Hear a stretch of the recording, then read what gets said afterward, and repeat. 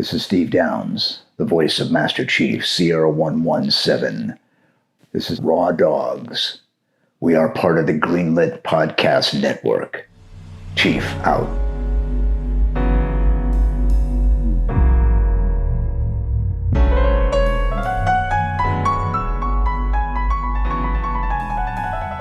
All right, and welcome to another episode of Raw Dogs. That's right, I'm saying it this time. Ow. Kids are too cool. Raw Dogs is a offshoot of Hair of the Dogcast, and we are more known for our going in depth, whereas Dogcast is a little more footloose and fancy-free. We like to delve a little further into these subjects and get right to the nitty-gritty of it. We like to go deep. Yes, we do, and that's why we're called the Raw Video Dogs. Games 201. I'm Dylan Hoff.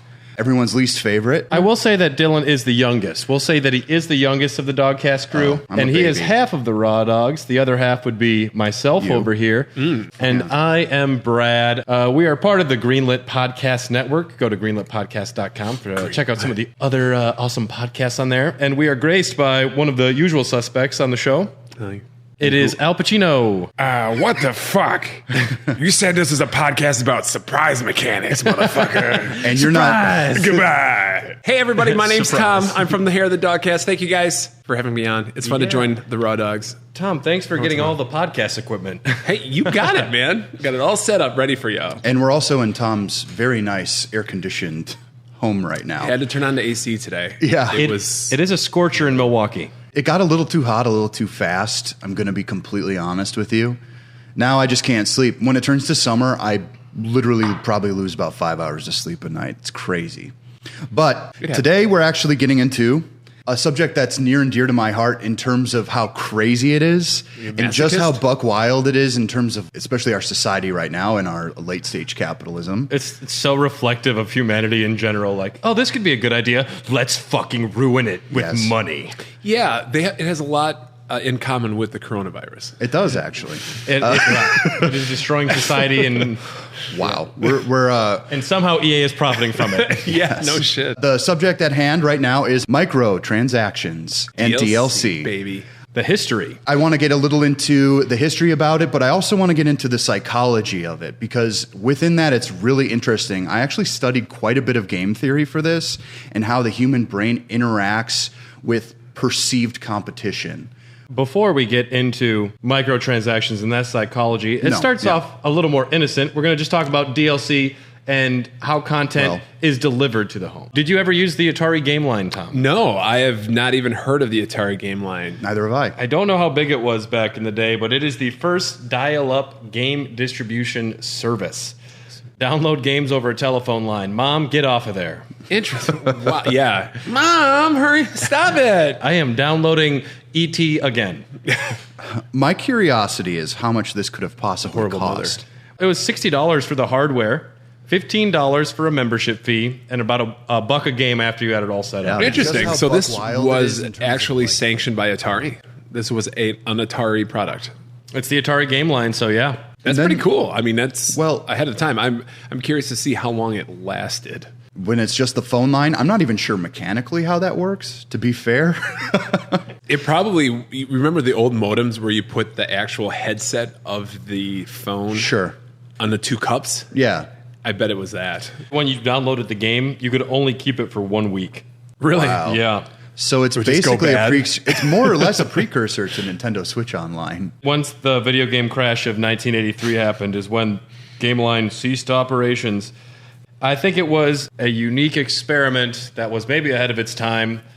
I think that's an episode in and of itself, to be honest with you. In 1990 is what I think is an interesting case of microtransactions to an extent very early. I do remember this. This was Double Dragon 3, the Rosetta Stone, in arcades. Now, I'm surprised more arcade cabinets didn't utilize this technique. They didn't, but I think this set off was the big bang. There were a few games that did do that, and it still do. Where you're adding the quarters? Where you're adding quarters to buy things, let's say, from a shop. Like you're actually purchasing some nunchucks with another quarter. Now, this actually might be, in my opinion, the first most egregious attempt. Yeah, I mean, you're buying upgrades, power-ups, health, weapons. Essentially, here's maybe the first instance of the pay-to-win model. People don't want to count it so much, but it is I mean, a lot of those arcade cabinets, though, you die, you throw another quarter in. Yeah. But this is one where you are actually buying enhancements to your gameplay. That does kind of suck. I guess when you think about microtransactions, I think a lot of us, our gaming history starts with microtransactions. At least for myself, my first game I ever played was Pac-Man, and arcade games themselves are just microtransaction based. You're paying to play, paying to progress. We talked about this on the last episode of the main Dogcast, but did it ever really feel like a ripoff to you? Now, I know there are situations where you have things like Dragon's Lair and stuff like that, where everything's a little expensive and kind of cheap. It didn't really feel that way. It just felt like this is the way it is. This is an amusement machine. So I'm used to paying 25 cents for one of those fucking plastic bubbles that comes with a little figure inside of it. Here's 25 cents a pop to play 10 minutes or 5 minutes of this game. And it's not like we ever had the ability to purchase an arcade game. You bring up an interesting point, though, because you compared it to, you put in a quarter to get those crappy little bubble toy things. This is a distinction between something that has a physical, real-world value versus something ethereal that is gone once you're done with it, which, when you buy a physical copy of a game, you have it. And when you buy a digital copy of a game, to an extent, you own it. But eventually... To an extent. Right. But it's also, you don't have any physical, tangible thing. You couldn't trade it if you buy a digital game online. Yep. And arcades were there to gobble up your quarters. Oh, and they did. And I would argue that this isn't that egregious. This isn't that crazy. I relate this more to the idea of arcades being more like amusement parks rather than being what we know video games to be today. These were things like we were talking about before, like you get into the games in the 80s and those arcades, these were experiential things. They were something ethereal. You had it and then it was gone. Yes. And so I don't find that objectionable, and obviously you didn't at the time, and I still think people, they kind of like going to arcades. When Dragon's Lair charged $1 to play it, that was above and beyond, you know? Yeah. But 25 cents? Yeah, fuck it. We're moving on to the Sega Genesis with the Sega MegaNet. It launched in Japan, 1990. Tom, you look confused by some of these things. Have you heard of the Sega MegaNet before? I have not heard of the MegaNet, but I'm assuming this was a precursor to the Sega Channel, which I did have. Oh, you did have the Sega Channel. I did. What were you saying about the MegaNet, Dylan? It's an online multiplayer gaming service. I wasn't even familiar with this until I looked it up just for this podcast. Yeah. Offered unique titles, launched in Japan. This one didn't come to America, the MegaNet. Well, okay. The great thing about America, which you'll find out pretty quick in accordance to all of this, is that so much of the country is the boondocks. And they don't have access to internet and stuff like that. Yeah. We did have the X-Band modem, though. That did come out. What is the X-Band modem? It was a third-party peripheral for SNES or Sega Genesis, and you could play NBA Jam. It's like you would plug into your Genesis, like a 32X. It looked just like a cartridge, and then you'd plug the game on top of it. Oh, really? And then it had a phone line, and you could play like NBA Jam and a couple fighting games and shit. I didn't know this. Over the internet. That's very cool. I wonder if I still have... I don't have mine yet. And it wouldn't work anyways, but... Are you sure? Yeah. Have you tried? It was all right. I think I got it working once with a buddy who had it. So yeah, the MegaNet offered some unique titles. It stuck around for a couple of years, but it kind of led into the Sega Channel, which was a little bigger. Yes. This started in 94 and it was an online game service, akin to MegaNet. Used the coaxius cable. You could access games, game demos, and get cheat codes. No multiplayer, but you could download a set of games every month. I actually lived in Tennessee at the time and was a test market for it. And my buddy's mom worked at the cable channel. Okay. So we had to hook up. So you were part of the test market. Yeah, honestly, was. And I really enjoyed it at the time. You would plug this thing into your Genesis. It was a cartridge, but it was a big fucking cartridge with the coaxial cable coming out of it. Yeah. And it would have a custom Genesis menu, 64 colors. It looked like a startup menu for a game. And then you would... like a browser? A bit of a browser, but it was more like a selection screen. And you could check like messages and then go into the library games. And I forgot like how many games they would give you every month, but it would change the selection. Kind of like a Game Pass thing on them. Like, try these. It's basically its own marketing. Yeah. I think there was an exclusive Mega Man for it. Yes, the Wily Wars. That was yeah. In the U.S., yeah. I've actually played that one. It's not It's bad. good. I played it on my totally legal RetroPie setup. Of course you have. If they want to make these services work, you gotta lock at least something big like that behind it. Yeah. Because didn't Nintendo do that with the Satellaview, where they had a version of Legend of Zelda, which is supposed to be the best version, but was only available on the Satellaview? It was only available. Yep. They broadcast it certain times of the day. Strange stuff. Yeah, I mean, Weird timing. Nintendo stepped very far away after the Satellaview. Like, we don't know about online shit at all. And they still ouch. haven't figured it out. They still haven't figured it out. Yeah, the Satellaview was a satellite modem for the Super Famicom from 1995. It had 1 megabit of ROM and 512 kilobits of RAM. Jesus. You Okay. could download games, magazines, and other content. Magazines. Released for about Okay. $150. I mean, I've heard of this throughout the years. I have not. The stories that I've mostly heard are people and preservationists who have tried to get the Zelda version back working because it was only broadcasts, and all these people were piecing together live broadcasts like they had taped on videotape or something together to like try to get the code to piece the thing together. That's dedication. I'm not going to lie. And I think they did it. Was this Link to the Past, or was this the first one? It was its own thing, but it might have been a remix of Okay. possibly Link to the Past. As we move away from that, this is the era where PC gaming became like PC gaming, and we're getting into expansion packs. Oh, buddy. Which is a form of DLC, but it's physical. It's like it's not downloadable, so you can't really say that. But it's DTGYC. Drive to get your content. we got to put that on the shirt. Now, this is where you're getting close to crossing a line. This is where I feel like you get your base game, but then months later you get a little bit extra. That's fair enough. It depends on the pricing, though. I do appreciate, when a game is released complete, if they take the same framework and they build a new campaign. Yeah. Mm-hmm. If the story content or the new gameplay content has a value, it shouldn't cost another full game price. But if the full game was $60, I don't mind spending $20 or $30 to have another 8 to 10 hours of gameplay if it's worth it. Yes. Yep. And I think that expansion packs are innocent enough. It's when they start getting to season passes and online passes that the value is debatable.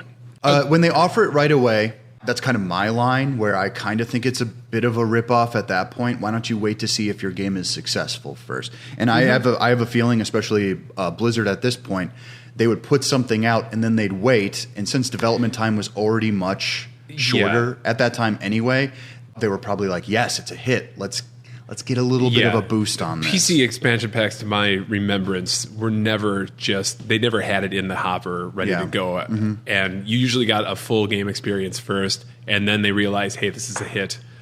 I don't think anyone back at that time realized, just chop off a third of the content. We'll charge them for it later.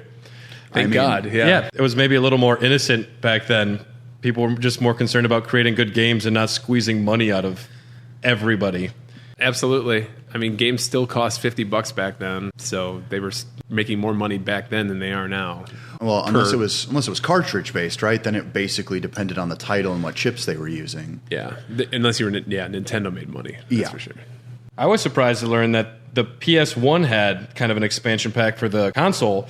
Grand Theft Auto London 1969 for the PS1, you'd put one disc in, swap out the disc, and then you'd play the other one with other content. Oh yeah, that did have a... That was odd to me. I didn't know that was a thing that they did back then.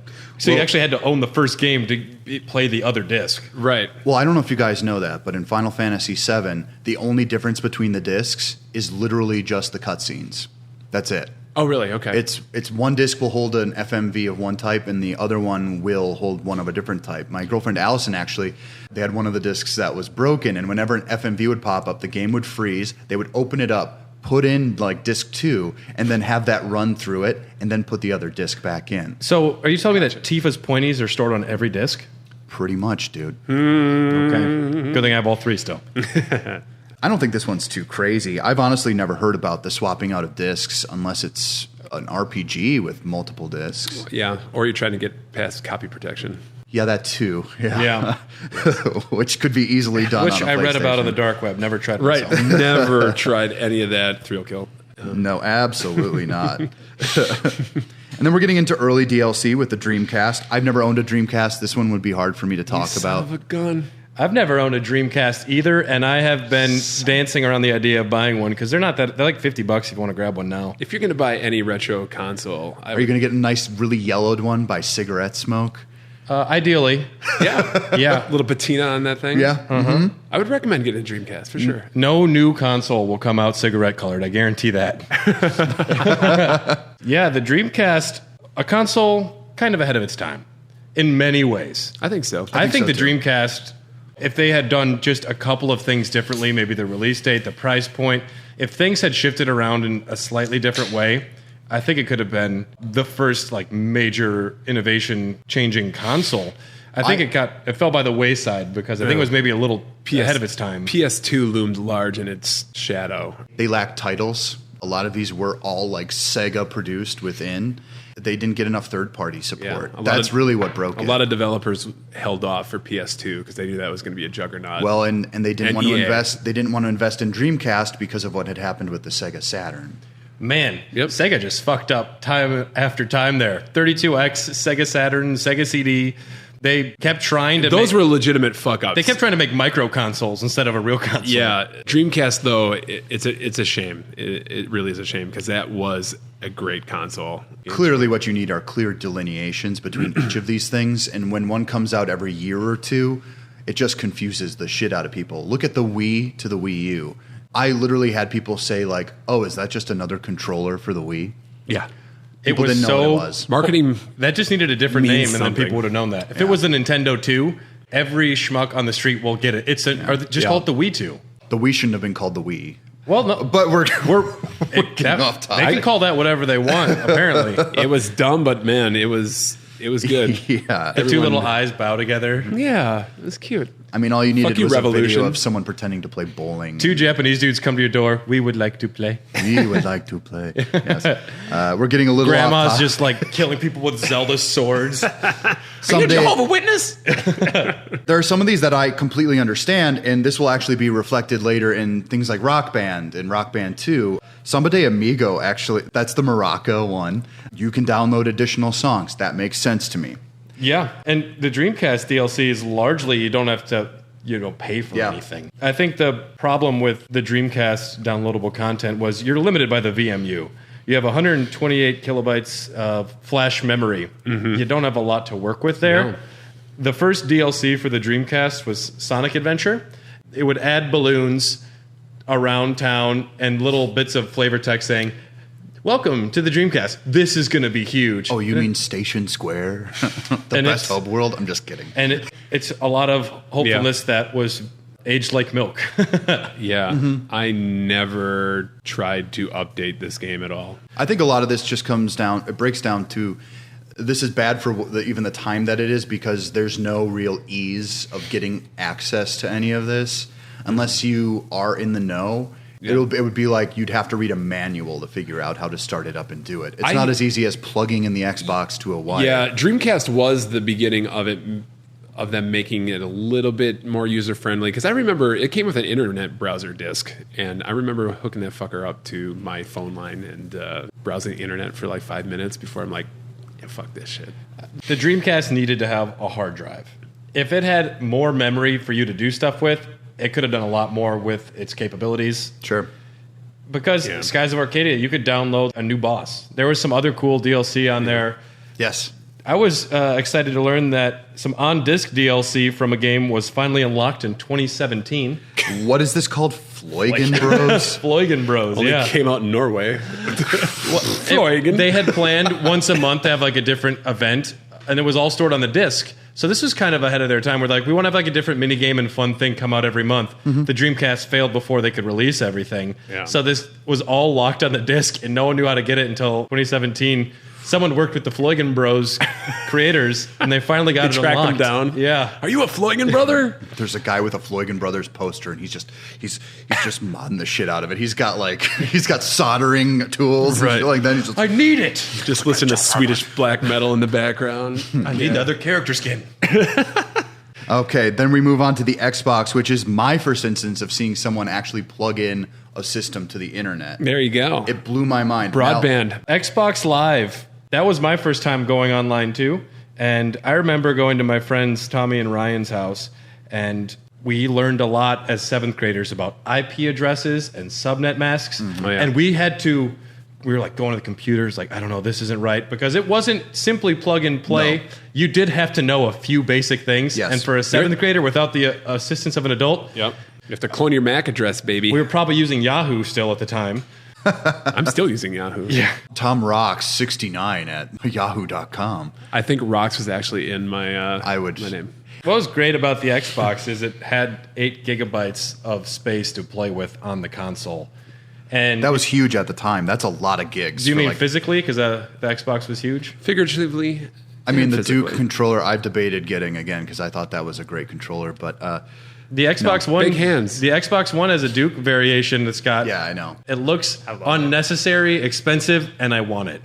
Me too. I've never seen one in person, but I just wanted to see like the little Xbox screen. Yeah. As a man with large hands, the Duke does seem very appealing. I agree. Yeah. Unreal Championship, the first game patch. For consoles, yeah. Yeah, for the console of the Xbox. The Xbox was still a pretty innocent time. Almost all the DLC for the Xbox was free. Outside of Microsoft content, there was a few, like Mech Assault had some paid DLC for some new maps and mechs. Most of the patches and the content, like Ninja Gaiden received a patch because there was an online contest to find the best Ninja Gaiden player, and they had to patch in some like little gameplay tweaks so they could monitor progress on that. It was a service you paid for, Xbox Live. You paid to get online, but I remember that first time we got it working and seeing other players that we could shoot in Unreal Championship online. That changed my life. That blew our baby little minds back then. Oh, baby. And then, of course, Phantasy Star was a big one for the Xbox as well. Phantasy Star, yeah. For us, anyways. Yep. Yeah. I had that for Dreamcast as well. I did go online with that a little bit. How was that experience on the Dreamcast? Man, I think I probably played 45 minutes of it. Oh, yeah? Yeah. It ran, but I realized, I'm not an MMO guy. Mm-hmm. You know? The GameCube, of course, didn't want to fuck with that really at all. They tried, and they fooled me into buying Phantasy Star Online. I believe I've said this in a previous cast. Did that come with the modem, or did you have to buy each separately? I bought it separately because I bought it used because I was a child and I didn't know the difference. And as someone without the internet, I got home with it and I was just like, oh yeah. And then it's like initial setup and I'm like, fuck. I probably cried. I was 11 or 12. I can't remember. But my mom was like, what's wrong? And I'm like, we got to go back to the mall. This sucks. Yep. I think for the Xbox, Bungie was the biggest instance of DLC with the Halo 2 multiplayer packs. As far as console gaming that generation, I would say almost that exclusively was, at least my experience with DLC, was all of a sudden online Halo 2 has 10 new multiplayer maps. That was amazing. Was that the first instance of something like that? I mean, map pack? Mech Assault had new maps you could download, even on the Dreamcast. There was some very small updates that wouldn't be pretty because of the size of the VMU, but Bungie's Halo 2 multiplayer map pack for consoles was the first major DLC expansion pack release.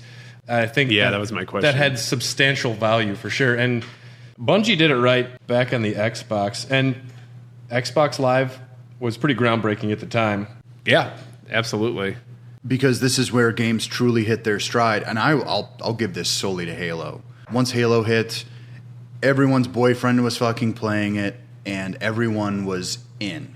They were bought in, even if it was just one game. If they had that one game that they liked playing, it was something that people did. Now, like, people might have still seen it as something childish, but they still had to still get in line with the fact that this was something people enjoyed. I think the Xbox, the only reason that it did survive was, Halo, and the fact that it had the built-in modem that you could local area network with Halo. Yeah. I think that experience by itself plus Xbox Live is really what carried it and made it what it was. I agree. You take out that Ethernet plug and Xbox Live, I don't think it... It did have Munch's Odyssey. Let's not forget. Yeah. That's a good game. The amazing game. Cunnilingus. I mean, I have friends who That's what they call my tongue. When I had friends who weren't really. I had friends who weren't really gamers prior to Halo 2, and weren't gamers after so much. But man, they were online playing Halo 2 when that came out. Like they were day one, and that's when I kind of realized I need to move out of the country, not out of the U.S., but out from the boonies to a city where I can get actual cable internet or DSL at least. Yeah. Now we're getting to a point where my mind was completely blown, and that's the Xbox 360 with the Xbox Live service on there and the arcade. Purchasing Microsoft points. That means like literally you could go into Geometry Wars. You could go into a GameStop and you could be like, I'm gonna get this dumb little card with a scratch off serial number on the back that I can use to unlock points to buy digital things.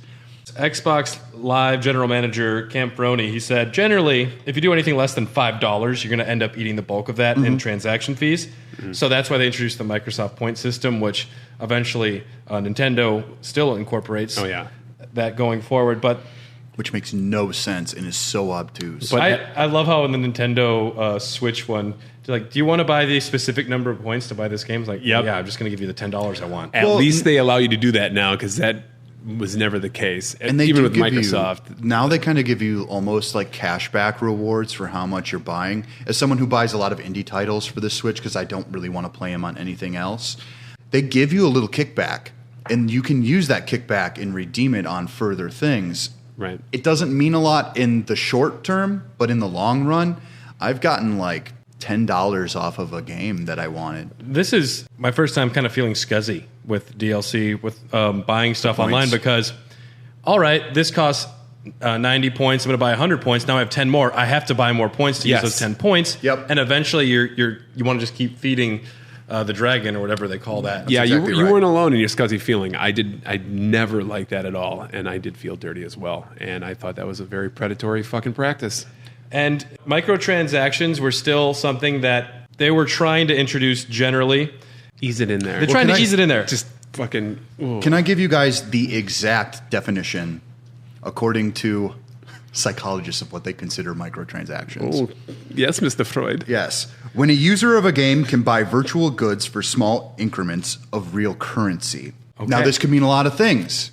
Now, usually, this also comes with the idea that it has to be small increments. If they don't start doing these in small increments, it makes people feel like they're getting ripped off. But if you drop a little here and you drop a little there, it's going to add up. That falls in line with Microsoft points almost immediately. You know, like if you enter a restaurant, if the walls are red, you're going to be a little hungrier. There's a real psychology to all of this. Right. And a lot of it extends from gambling. It's all a subtle manipulation that's going on. And they were still trying to figure out the best way to introduce new content to people, how to price it, what would be the most costly way to handle downloadable content. Microsoft had a few games that they released a few things for just to show other publishers what they were doing. On Cameo, Elements of Power, Perfect Dark Zero, Project Gotham Racing 3, they offered some new maps for $2.50. They wanted to kind of show other publishers, this is what's going on, and you can do this. And those are kind of like the first microtransactions to an extent where it's acceptable to release small amounts of content for this much money. But it wasn't until a very notorious thing that people noticed it. This one makes me giddy because this is something I actually downloaded. And I remember this coming out too, and I was just baffled because Elder Scrolls Oblivion, there was some other aspects of this DLC, like the orrery, some new buildings. Yeah. I'm into some of this stuff they had here, but the horse armor. The horse armor, which granted you a small boost in stats to your horse. Essentially, it couldn't die as easy, but it was mostly just cosmetic. This mostly came in the form of, if you got the elven armor in the game, it looked pretty much just like the elven armor, but for your horse. I'm 95% sure it was just purely Are you sure cosmetic. It was cosmetic? I thought so too, I'm but almost certain. maybe there is. Was that just perceived by me when I was playing the game? That was perceived by you, because every YouTube video it's made of solid gold, man. Yeah. Then you're probably right. I'm sorry. I didn't know. Well, I mean, it's funny that I was going from experience. People were shocked and outraged. How dare you charge us $2.50 for? I just paid $60 for this cosmetics, and you look at that from this like the lens of today, where you have people trading CS:GO skins for absurd amounts of money. Right. And this seems both kind of silly and fun, but also the first of many just purely cosmetic downloads that are going to cost you money that have no effect on gameplay, really. But yep, this was the first introduction of that for sure. The cosmetic skin, and this is not going to be the first time that Bethesda completely just mucks the water with this kind of crap. Fallout 76. Yeah, someone had to be the first and keep the streak alive, I guess. It's they innovated that capitalism very well. People bought into it too, because when you play a game like Oblivion, people get super invested in something like this.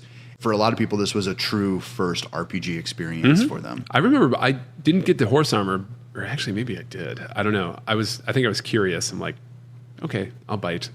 Just to have download something that appears in the game. But they did have some other things too. I think you could buy a house or something and increase your storage or something. The Wizard's Tower. There were some other things. Yes, the Wizard's Tower. People made fun of it. It was one of the top 10 content packs for Oblivion. They made money on it. Yes, and they bring it out every once in a while on April Fool's Day and charge double. I love it. This is fucking great. It really depends on how much you like your horse in the game. It really didn't go that much faster than running, in my opinion. Oh, the demon horse. The demon horse is awesome.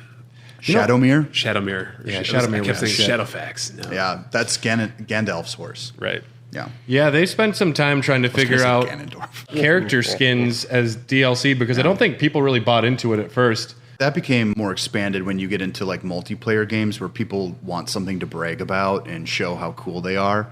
Back then, cosmetics were just like, this is for your own self-satisfaction.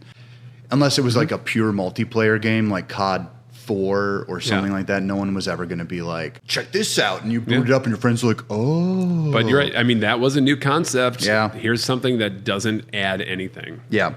Yep. It's just something you can look at. There was another instance of the 360 taking the concept of DLC and microtransactions in a shitty way. Originally, Halo 3 ODST was going to be an expansion pack. They were just developing, was going to be a campaign you download. It would be like $20. Yep. Microsoft said, no, you need to release this as a full disc that people spend like $40 on. They go out to the store and buy it. Drive to get your content, DTGYC. This is another instance of DTGYC where you had to, I mean, they had something that was going to essentially be a downloadable content package, and they decided to put it on another disc and force it to be another product. This was companies getting greedy. Well, they describe it as testing the waters. And it worked like marvelously. It really did. If you find someone who's invested in anything, they're going to want every scrap of that type of content. There are people who, by instinct purely alone, are collectors. If they feel like if they're not getting the full experience right away, then they're not experiencing it at all. Right. What other games do you remember with notable DLC on the 360? I don't know, mine red ringed after a year of use. On the 360? Well, certainly Elder Scroll games, they had some pretty meaty content, especially Oblivion. Well, when Skyrim had a lot of substantial DLC, Yeah, but those actually, I would argue, were worth their price. Yes. I'm surprised the Assassin's Creed games didn't do more with DLC back in the 360. I think they did. 3 did, for sure.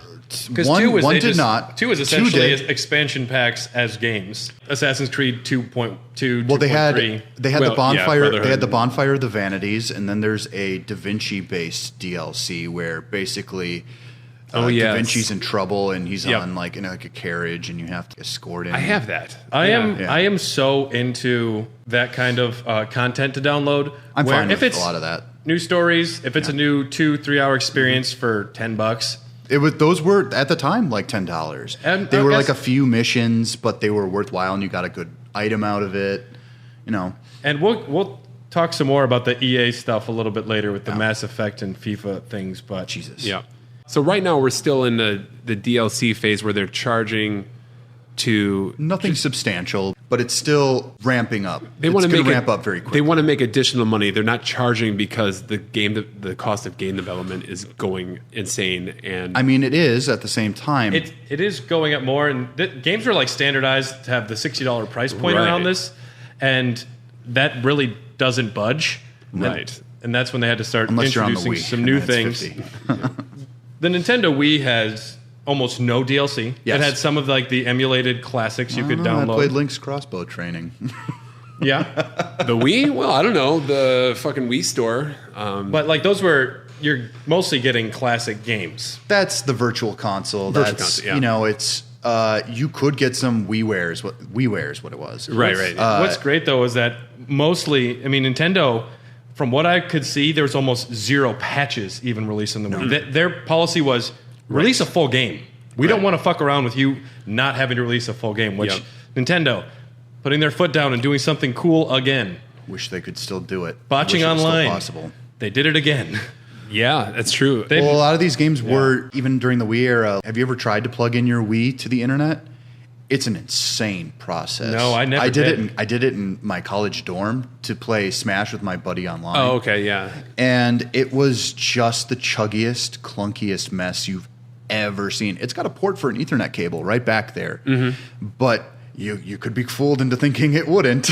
Yeah. It was awful. Do you know the one game that they absolutely had to put a patch in? Zelda. Yeah. And you had to download, like, I was just thinking about that. You had to download, like, its own channel or something to update it. Yep. Skyward Sword. Skyward Sword? Okay. A certain character could get locked out of the room and you wouldn't be able to use the cannon.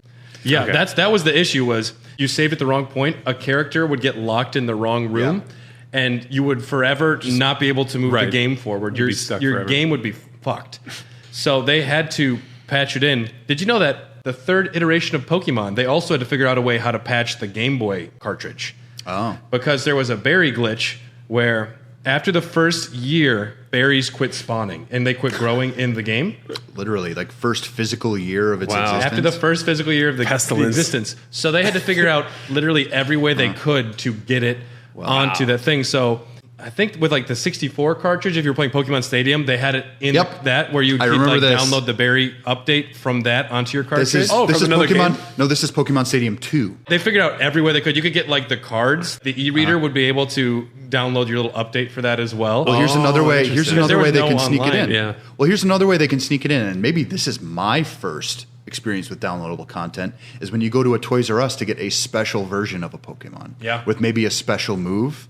Like Surfing Pikachu, I remember that being a huge one in Pokemon Did they have Yellow. like kiosks? Well, yeah, you'd go up to the games register at Toys R Us, and they would say, "Oh yeah, turn on your Game Boy, plug it in," and then you literally just get the Pokemon as a transfer. I would not be surprised if they introduced patches that way. I don't know officially if they did that, but I'm gonna bet you they did. Spyware. Yeah. Did you have a PlayStation 3, Dylan? I love my PlayStation 3. You still have it? Oh, I still have it. When the PlayStation 3 dropped, there was the $600 price point, and was there another price point, or was no, 600? It was 600. 600 and 500. What was the difference between the two releases? The gigabytes size of the hard drive. Just the size of the hard drive? Yes.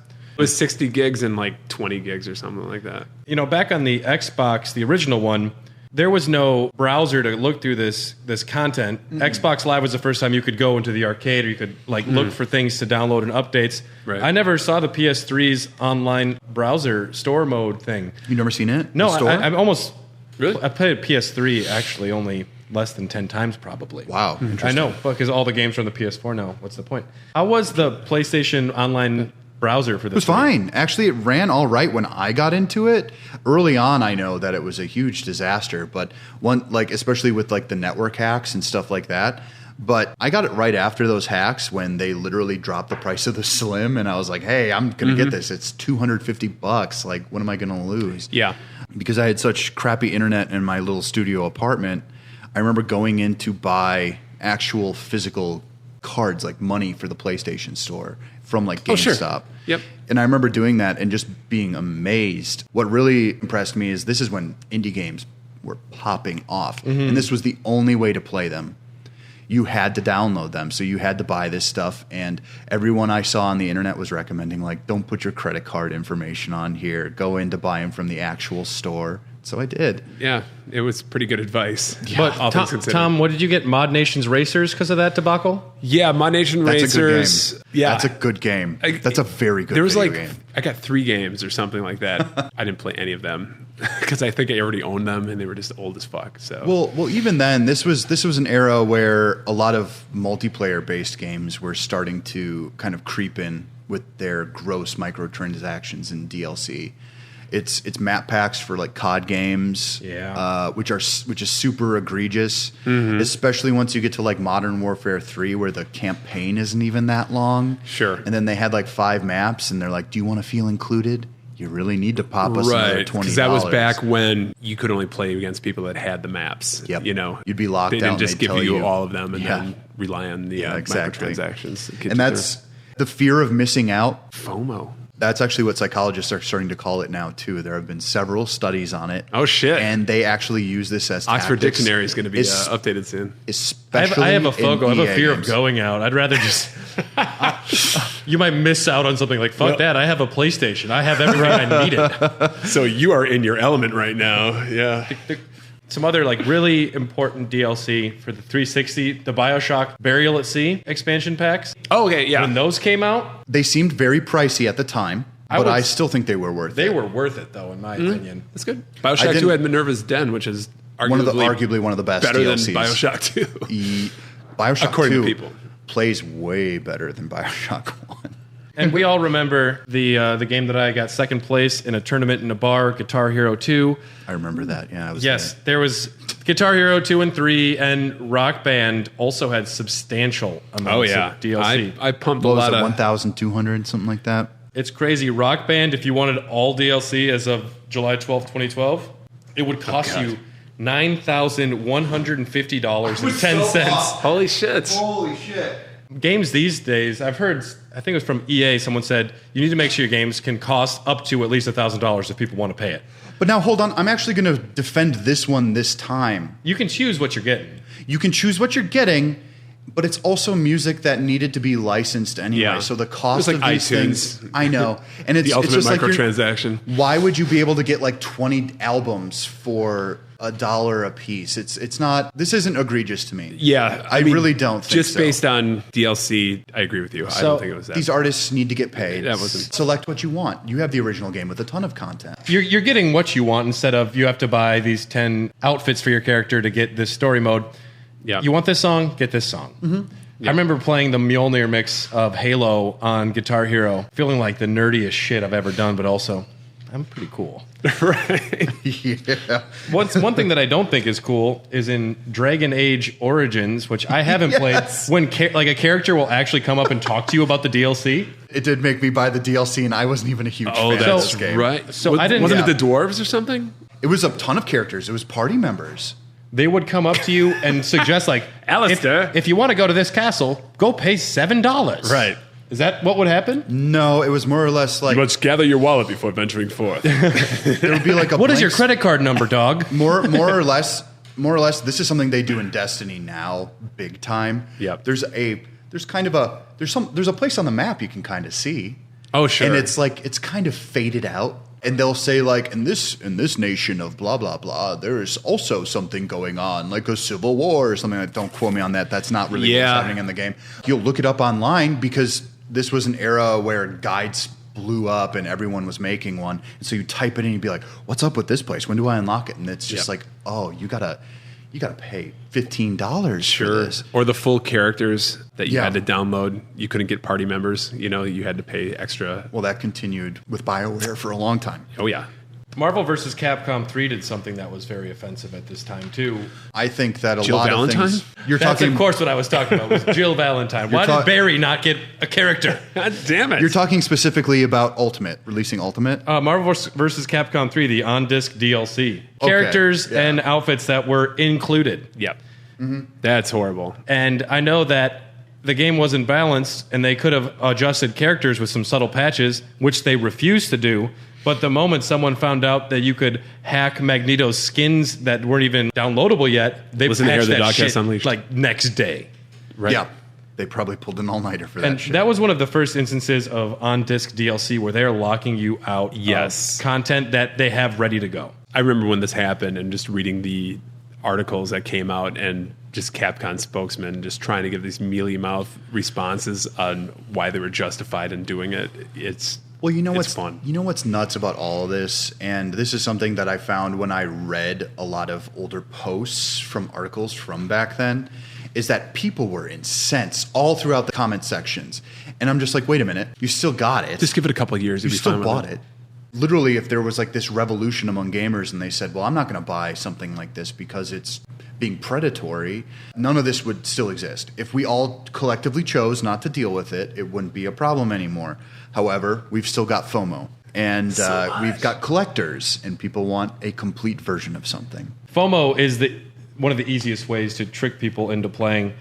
There were games like Farmville, EA's Simpsons Tapped Out, and Clash of Clans were implementing new ways to get microtransactions into games. Do you guys remember how big Farmville was? I think, and how many of your family members were Zynga. never played games, were playing fucking Farmville, saying like, come visit my farm. Right. I just bought this hoe. Oh, it's free. I'll download that. And then grandma's suddenly like, well, I can spend $5. I got my Social Security check. I'll do it. Right. And then you go in a year later and grandma's got the biggest farm in the world, but no one gives a fuck about Farmville anymore. Mm-hmm. They made a lot of money off of that. Oh my God. They did. We should also say this came with the advent of the smartphone because everyone started to own one. This mostly we can attribute to Apple.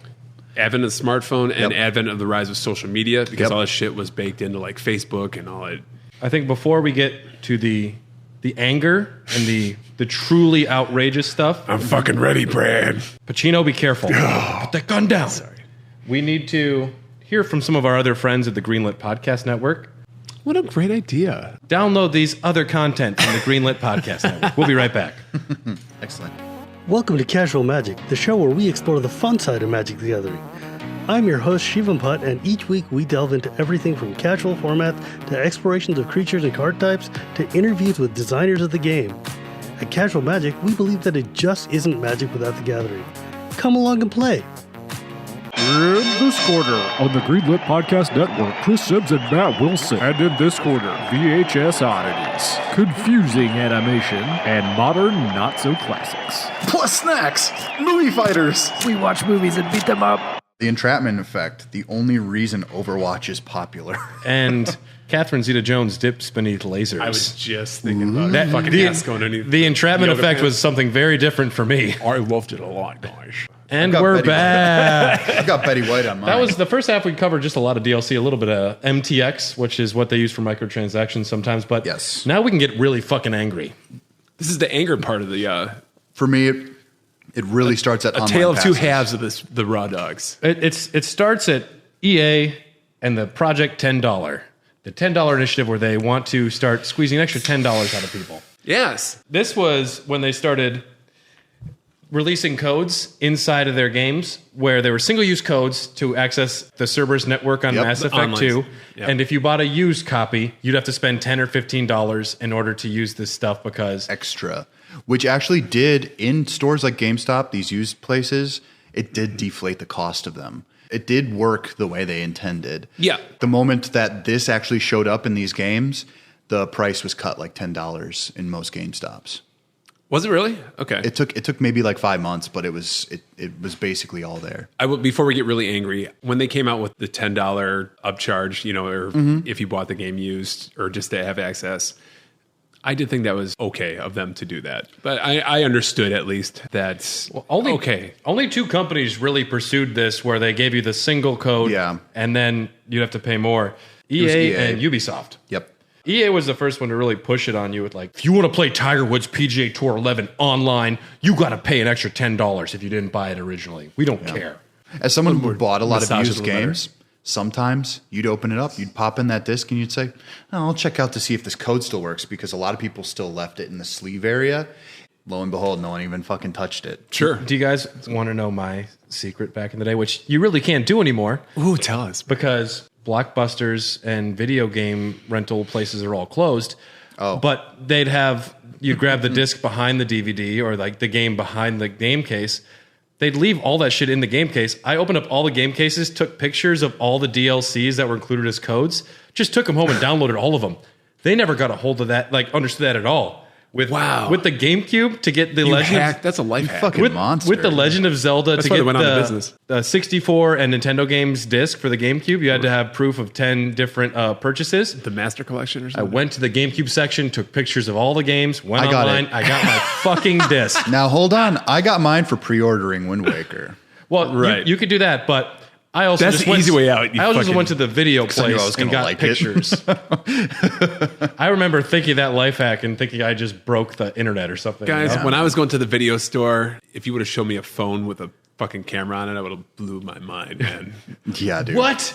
You have a phone in your pocket? You're from the future, man. And it's better than most cameras today. That's right. Yeah. Online Fucking wild. passes didn't last too long. No, the backlash was too large. And literally they found out that people weren't playing online as much. Yeah. Because people were just like, Yeah. I'm not doing this. Why the fuck would I do this? And this is a good version of where blowback actually worked in gamers' favor.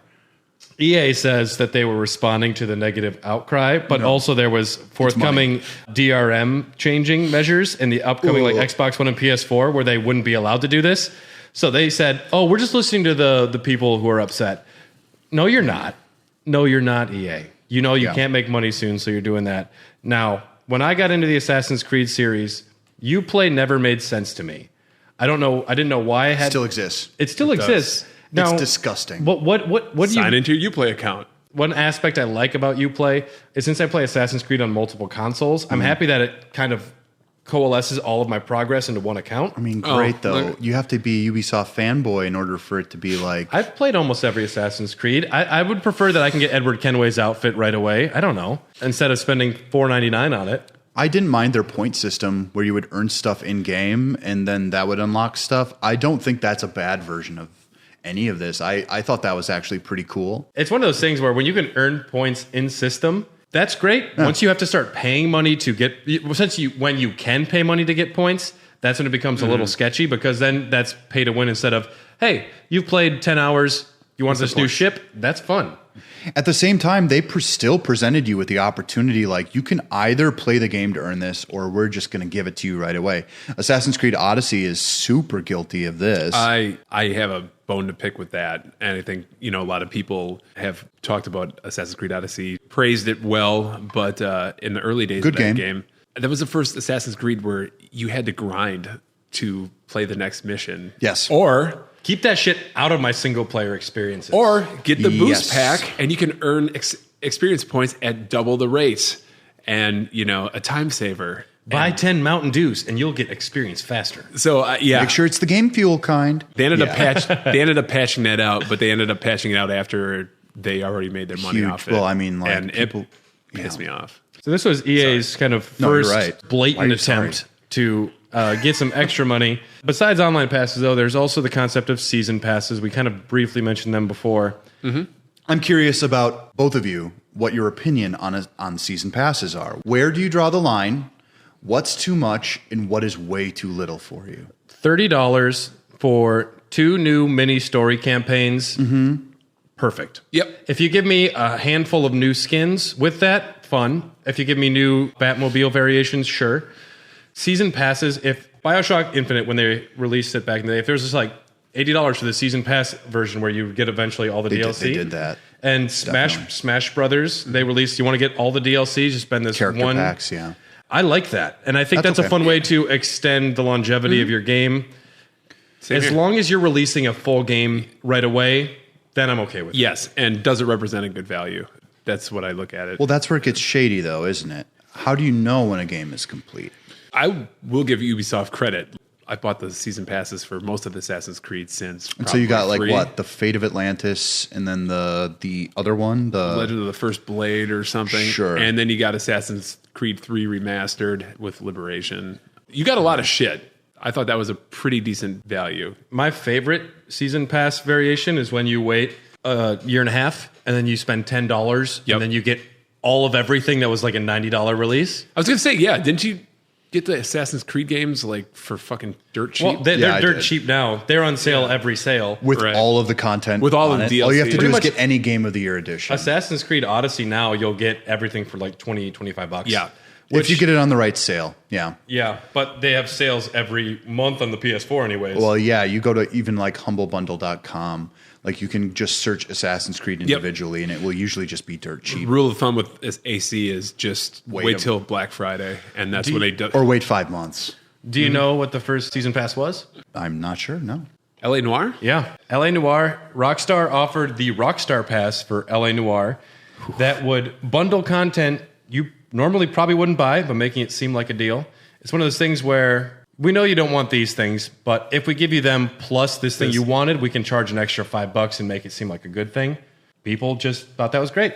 Season passes from day one, people were, we understand, we're kind of on board with this. Mortal Kombat 11 followed suit right afterwards as well. Mm-hmm. Fighting games, I'm not sure if they maybe need season passes. Character packs, sure, whatever. That's technically that's the new content, though. Yeah. It's stages, and because stages are literally just backdrops, they're cosmetic. Yeah, but when you add turtles to like a DC game or whatever that was, when I saw that Turtles trailer, I didn't even play the game. Injustice. But I wanted to get that just for that. So did I. Yeah, just because I'm a Turtles fan. I know Josh, if he didn't have that game, he picked it up because of it. Absolutely. I liked it, but that Hellboy was in it. That's my guy. Hellboy was in there, yeah. Yeah, that was my favorite. Overall, though, I think season passes, fine idea. I think that's a cool way to extend a game story rather than you have to wait an extra 7 years for the next game, or for Assassin's Creed another 2 months. I think when you break down I think when you break down critically to Japanese games in comparison to the West, Japan is way more likely to be cash cows on this. Think of all of the editions of Street Fighter 2. Literally off the top of your head, it's probably like 20 versions. I saw the Street Fighter collection, Street Fighter 2 collection, whatever it is, for the Switch on sale, and I looked at them like, that's a good price. And it's got 30 games, and all of them were Street Fighter 2. Yeah, just different, like Turbo 2. It's mind-boggling how often they were able to re-release that. If you can get away with selling you a full game versus a DLC, but that's what Persona 5. Even though they were selling character skins as full games, essentially. But that's what Persona 5 and Persona 5 Royale are. Play as the bosses. It's the same exact thing. I will bet you $1 million they will never sell that content to you as DLC. I think they literally reconstructed the game early on in a lot of their like DS, 3DS games. Definitely don't have that type of greediness. Dylan, will you take us to Angertown and tell us a little bit about what a loot box is? Loot box by definition. Make me and Tom fucking angry right now. Oh my god! All right. Loot boxes, an in-game reward or purchase with a random virtual good contained within. This usually induces a win state. That's that post-coital clarity, right? Right. Of which is purely a gamble. Often, there isn't a desired outcome. Tom just drank an entire beer. I'm so angry right now. Often, there's a desired outcome of which there is no guarantee of actually achieving. You know what's disgusting? That a lot of loot boxes actually emulate that feeling you get at casinos watching slot machines, like watching stuff spin. Now, Brad. Well, it is the same. It hits the same synapses. It's absolutely the same thing. Yeah. So can I ask you guys a question? Have you bought a loot box ever? I have. No. It was on Overwatch. Me neither. I haven't. So the first loot box I experienced was Battlefield 1. My friends were playing it, so I bought the cheap. It was sale, so I picked it up. And whatever their war chest, whatever they call it, the first time I saw it, because they're smart. Because they give you some right away, and you get excited about it. First hit's free, baby. And when you're leveling up, in the beginning, you get a lot of them. The first time I saw one, and they pried the box open, and I got some new guns, I was like, "That's kind of cool." Mm-hmm. And then what is also cool is they give you one like every week or like every couple days you log in. It gets you to want to come back because you don't want to miss that loot box you might get. I was like, "This is cool," but then I went online to multiplayer, and I was like, "I don't have any of these guns." Yeah. I can't compete right now. Look at that cool face mask that guy's wearing. Battlefront 1 was egregious. He's dressed like Bart Simpson. I can't play against him. He's got the cool Scout Trooper armor from Return of the Jedi. He's Darth Vader, and I'm Jabba the Hutt. That would be, granted, a very cool skin. Dude, I would be Jabba the Hutt in every one of these things. No joke. I'm going to take loot boxes. I think the core idea of what it is all the way back to the Pokemon trading card game for me. Now, it's similar in that you're spending a certain amount of money to get a random selection of items. Statistically, you might get something you really want, but you won't get it. To me, it's a lot like getting a pack of cards. Yes. The difference is, though, a pack of cards has a physical in-world. You can trade it with your buddy. You can trade it. I got this fucking garbage pail kit already. Here's Booger Butt. Give me fart face. Hale Jordan, who's basically Hal Jordan, but he's the Green Lantern. Oh my god. Some people will say the first loot box was in MapleStory. I mean, this was over there in China for I don't know anyone who's 2004. played MapleStory. I know what it is. It's a side-scrolling MMO. And there's Puzzle and Dragons, which was the first mobile game to earn over $1 billion from their loot boxes, but it was FIFA 09 Ultimate Team. Oh. That's an easy target because most people who play these sports games are casual video game players. People who aren't in the know. Sports games are rife with this. Even today when you're talking about NBA 2K and stuff like that. It's crazy.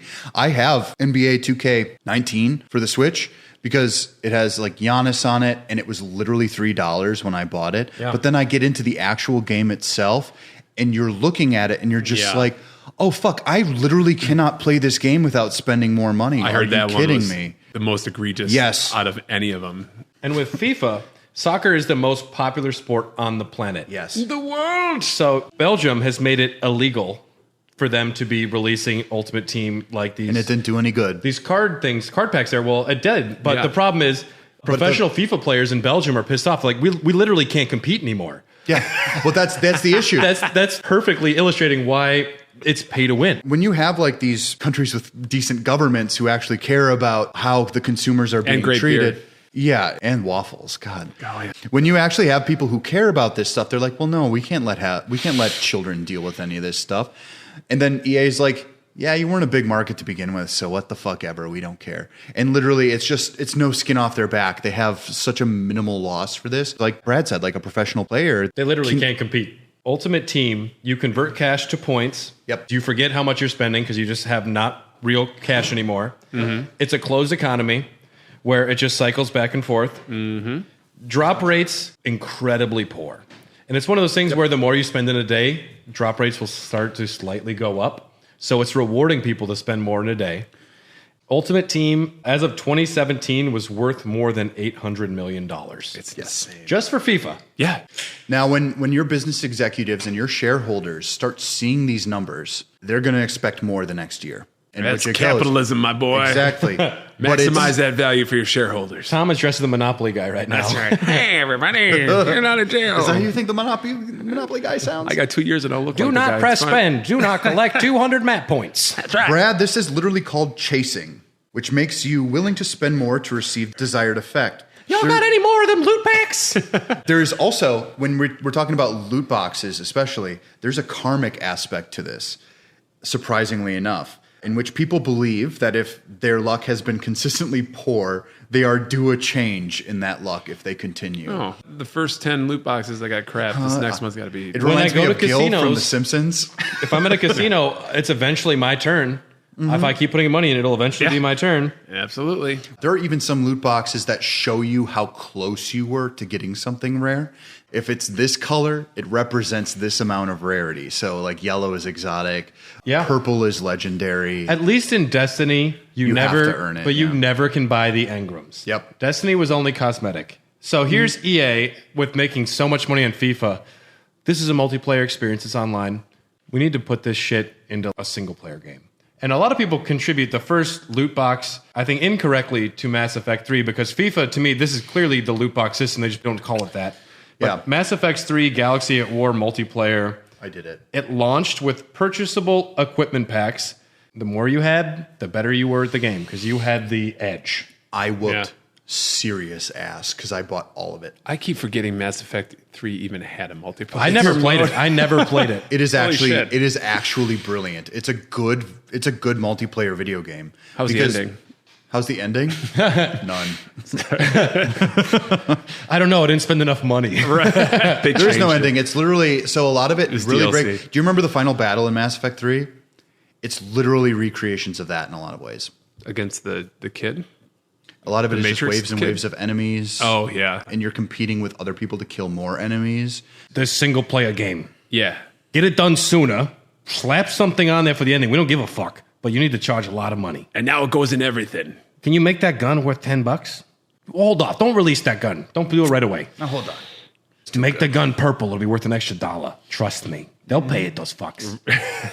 Make it work, I'll buy you something nice. I used to get cussed out on this game just because I had paid for all the shit. At the end of it, you just feel like the most corrupt king that's ever existed. It seems like whenever we had an idea of how much people were spending on microtransactions or DLC, it always seemed to be when like a kid stole their mom's credit card. There's been a lot of people who That's the truth. Had gambling problems and addictions.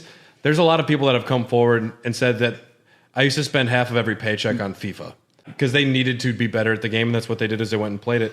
If Mario Kart had microtransactions and character packs or whatever loot boxes, they would own Nintendo. Your neighbors, Nintendo HQ would be right across his wall.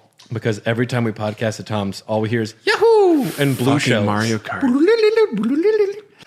So we're going to experience a lot of people coming up within this next generation who have gambling addiction. And a lot of this extends from the fact that parents started buying their kids smartphones. If they bought their kid a smartphone, they're like, I'm going to get him these apps that he wants. So they're putting their credit card information on these phones. I mean, people have gotten wise to it now. Do you remember in the early 2010s where you would just hear articles about how some kid would rack up $50,000 on some shitty like Angry Birds or something like that? And that's those are the obvious stories that are easy to... They're obvious. They're the ones that come forward. For every one of those, though, I think there are... People who spent $500. It's like, I had a friend who visited phone sex chat lines just to talk to girls. What's wrong with that, man? Dylan, Tom is a cam I'm in the girl. room. Tom is a cam girl. Oh, shit. I'm a cam Tom. If you follow Bunny Princess 44, Bunny ignore Princess. everything we just said. Hop, hop, hop, right, Tom? That's One your Tom, catchphrase? 2 cups. It's just Tom drinking beer out of 2 cups. I had too much beer. This People did not get what they came for. No. Wow. So I know Amy Hennig with that Star Wars game that was canceled. I heard what was it called? Project Smugglers Ragtag? or Project Ragtag? Thank you. I heard part of the reason that got canceled was because there were no microtransactions. There were no opportunities for EA to continue making money, and they were so pissed that FIFA's making this much. What are you doing that makes this worth it? Right. I know that was one of the reasons. And I think her stance was, well, this is a third-person adventure game like Uncharted, like the games I usually do, you know? Like, we're not really into that, but It's a single-player game. When's the last time you experienced a single-player EA game? Jedi Fallen Order. Were there loot boxes or anything in that? I've never played it. No, because, well, they specifically said there will be no loot boxes in this game. That probably actually made it sell better. Maybe that's something. And then 2 months after they released it, they introduced loot boxes. I mean, well, this was like the first Star Wars game to come out after Battlefront 2. Infamously is one of the worst examples. If you're going to put the poster child on 4,500 hours loot boxes to get in microtransactions, to get other like characters essentially, and so that's basically spending more than a full-time job trying to earn these things. Yes, but it's just so fucking ingenuous of these companies. They unleash the problem. So in EA's case, fucking microtransactions, I can't pronounce this fucking word. I'm sorry. Microtransactions. It's like saying Voldemort's name. You sound gross saying microtransactions. Right. It's like they unleash the plague on the world. They start this fucking thing. And then they play the pariah. We heard you. And you know what? This game, not going to have any. Look at us. We are now altruistic. We are. Isn't that so it's fucked? like, oh, go fuck yourself. And really? You mentioned EA started this. It's not completely popularized in what people call it, but a lot of people refer to it as the Wilson loot box. Because Andrew Wilson, who is now the CEO of EA, came up with the loot box. His definition was pay to win, progression-based, and gambling-based. Which was also Wilson Phillips' first name. Yeah. Before they changed it. It wouldn't have worked. Yep. Yeah. There'd be more like pay to listen transactions going on.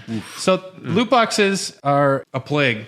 Team Fortress 2 was one of the first major games to transition to the freemium model, where I think that's a unique approach. We're going to let you start playing the game for free. Fortnite, Dota, Star Trek Online, Lord of the Rings Online. They realize that it's better to have more people playing and then some people spending money. I find this to actually kind of be Apex Legends. Maybe a little grosser. For a while, at least Fortnite is only cosmetic. No, now hold on. This isn't all true.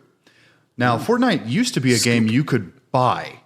And it was a mode. It was called Save the World, where you have to, over a series of time, you have to build a base to fight off hordes of zombies. It was not always a battle royale. It was a zombie game. I'm thinking of Overwatch. You're right. Overwatch is just cosmetic. Fortnite, you couldn't actually like pay to get better stuff. Yes. In terms of like the battle royale mode. They changed it all. In the battle royale mode, which they realized quickly was the most popular mode. It's same as like PUBG or something like that. Yeah. You're not actually getting like boosts. This is cosmetic at the same time. But the amount they're charging for these skins is insane. Mm-hmm. This is akin to a drug dealer giving you your first hit free, and then you want it. Well, do you want the fish head mask?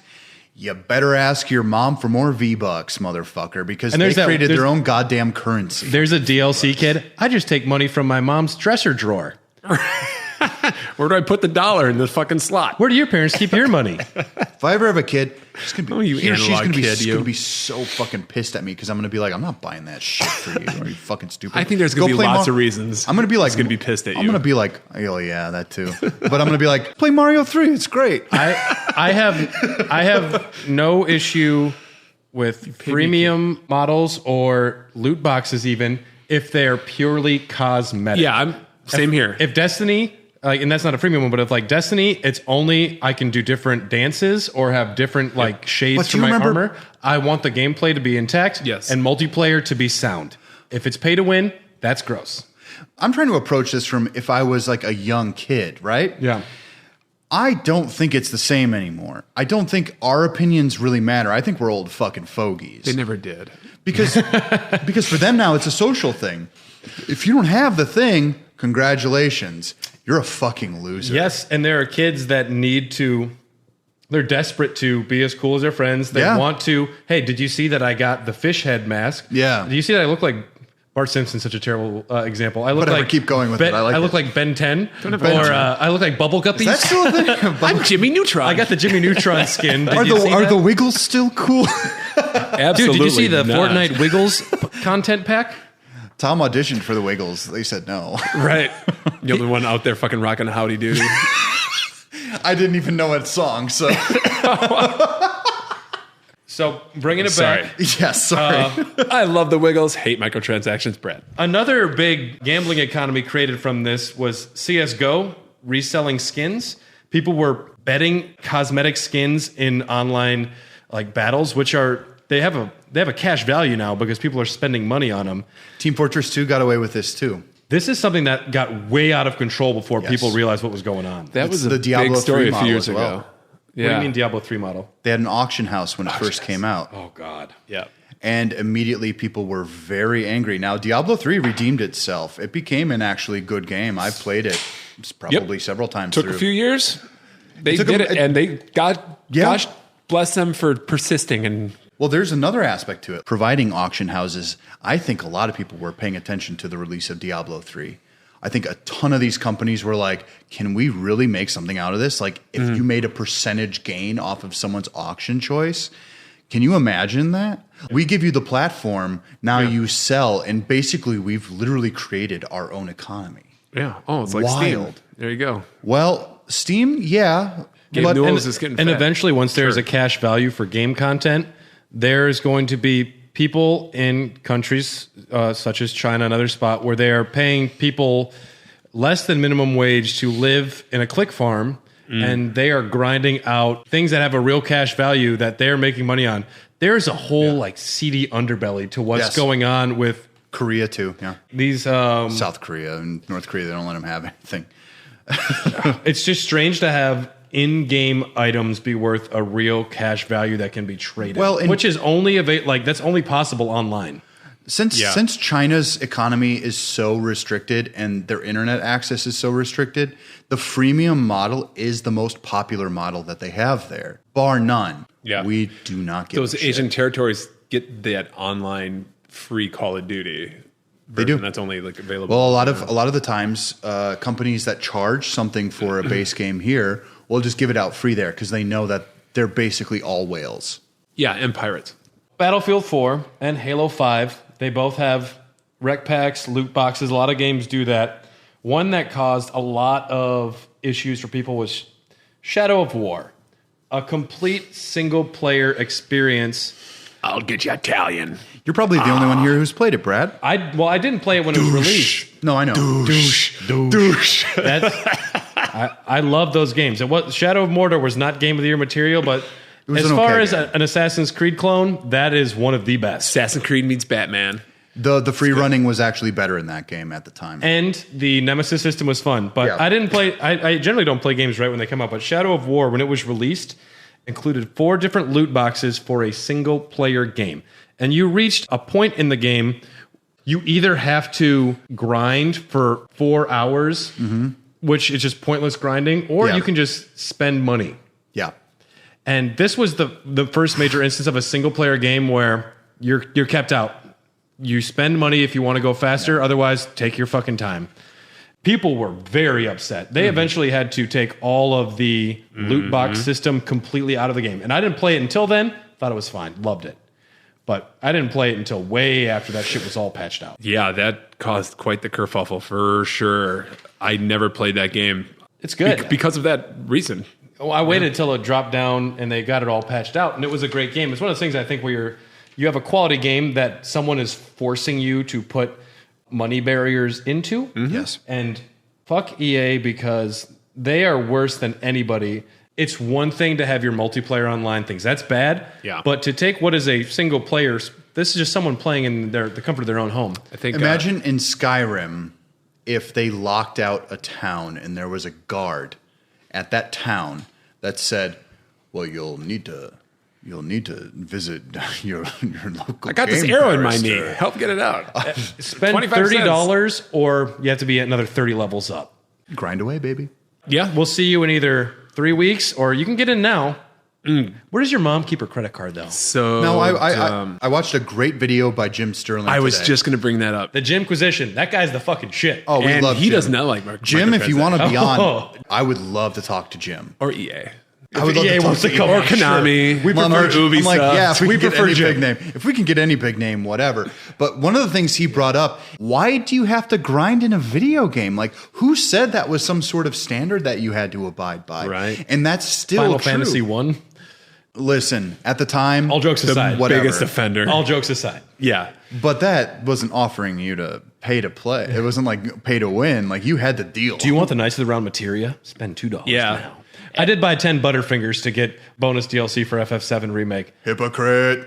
Hey. Just kidding. For the I get- remake? For the remake, if you buy like 10... Are you fucking kidding me? If you buy like... Still do that shit? If you buy 10 Butterfingers, you get like 4 exclusive pieces of armor and 2 summons. Plus you get 10 Butterfingers. There's a real world value there. I guess you can trade them. And those are Butterfingers I was going to buy anyways. Now, did we talk about whales? That's how I make most of my Well, purchases. so the trick is, the first thing you do is when someone logs into your free game, you say, this piece of DLC is worth $30 or whatever it is. And then you offer to them shortly later for $10. And then you get them to buy... What a deal. That's my opportunity cost. You get them to buy one thing, and then you've broken the barrier. They're like, it's okay to spend money now. Then it's okay to gradually make them buy more things. Right. But the trick is, you give someone like perceived value Yes. and drop it way down. Yep. Yep, And that's then why you Mass pull them Effect in. Andromeda is on sale all the time. It's worth $20. It's only $8. Nope, it's worth $8. That's where that is actually the roof. One of the things that I was trying to go for with this is that by us being gamers, all of us here, if they studied us, are technically 5 times more impulsive than the regular person. There's a large spectrum of what gamers There's a are, spectrum. though, too. No, there's a spectrum. But I think that we're more likely to say, if something pops up in a game, we are the ones who are likely to say, like, we're the ones doing the calculations. Is this worth it? Is this not worth it? And if it's a shitty amount of money and we have a bit of luxury money hidden within, I'm guilty of this right now. Currently, it's $2.50, whereas that could actually mean something to someone else. If you're a gamer, especially if Gen X, early millennial, you've got a bit more than the usual people. So, kablamo, you are the person they're aiming at. I think there's a common brain wiring for different tiers, like Brad, you said, different tiers of gamer. Yeah. You know, your casual gamer. It's going specifically for the weak points in someone's gambling psychology where they know how to get someone started. And it's also an addiction philosophy where once they need it, you spend more money to get more loot boxes in one day. All right, here's a shield. I like this shield. I need to keep going. Or even progression in a level. Say you're playing one of those free running games, whatever they are, on those running games on the App Store. Temple Run. You get to level 4 and you've unlocked this. Yes. But you died, so you don't get to keep that progress. You lose this achievement, you lose what you just unlocked. I need to spend money now. Yeah. It is preying on psychological weaknesses in people that it's targeting them. And it is gross, but it's also it's what companies do, it's what people do. I mean, people what casinos do. People are wolves. And it's one thing though, casinos are gate locked to people that are of a certain age. Yes. And this is specifically targeting kids. It's targeting everybody, but it's not gate locked away from children. Here's the economy that they're also going for, and that's time. Kids have all the time. They've got an excess of time. They're the ones that they need to hook. It's got nothing to do with us our age, because we're old enough to understand that things have certain values. I've still got to eat. Children don't understand that when you go to the grocery store, you're paying with money that you made working. Right. Whereas we all tend to. You can get your whales, the ones who will waste their entire life and, like Brad said, like half of their paycheck on the thing that they're doing at the time. That should be in treatment. Exactly. That were in treatment for drugs, but then they started playing FIFA in sobriety and got fucking hooked. Yes.